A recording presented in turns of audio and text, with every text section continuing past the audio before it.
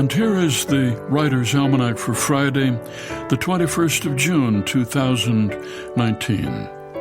It's the summer solstice, first day of summer in the northern hemisphere, longest day of the year, the shortest night, the day when the northern hemisphere is tilted toward the sun, getting more direct radiation for longer periods of time. It's a slight tilt, only 23.5 degrees, but that makes the difference between winter and summer.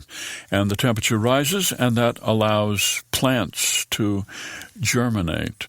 Corn needs an average temperature of 50 degrees to grow. Rice needs 68 degrees. It's the birthday of a well-known prankster in his youth who liked to drop water balloons from the roof onto people in the street and who sometimes showed up naked at official functions, but who went on to win the Nobel Prize in Literature, though he did turn it down. Jean-Paul Sartre, the philosopher born in Paris, 1905.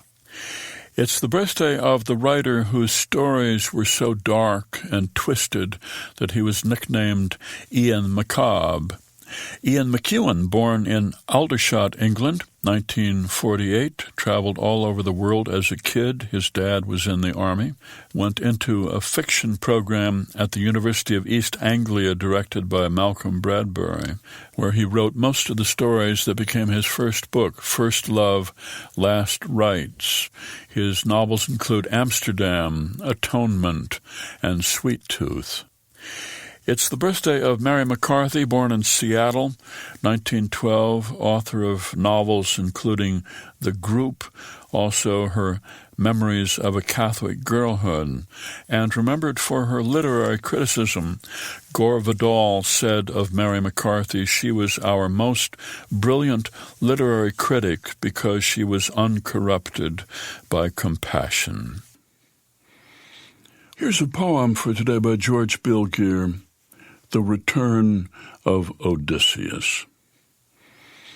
When Odysseus finally does get home, he is understandably upset about the suitors who have been mooching off his wife for 20 years, drinking his wine, eating his mutton, etc.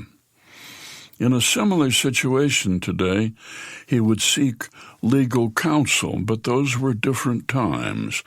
With the help of his son Telemachus, he slaughters roughly 110 suitors and quite a number of young ladies. Although, in view of their behavior, I use the term loosely.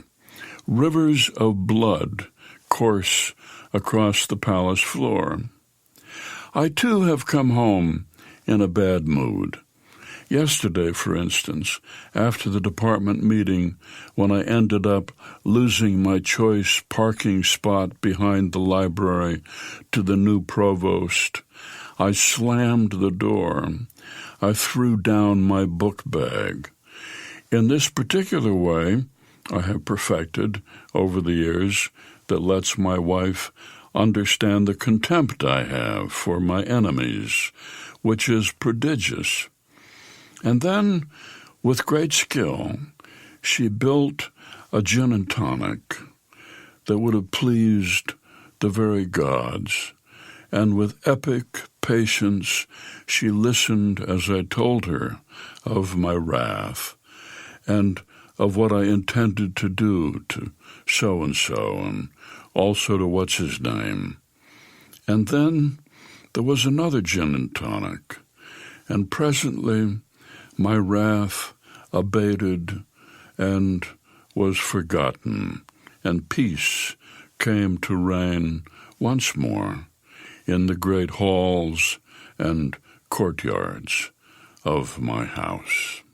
A poem by George Bilgier, The Return of Odysseus, from his collection Imperial, published by University of Pittsburgh Press and used by permission here on the Writer's Almanac. Be well, do good work, and keep in touch.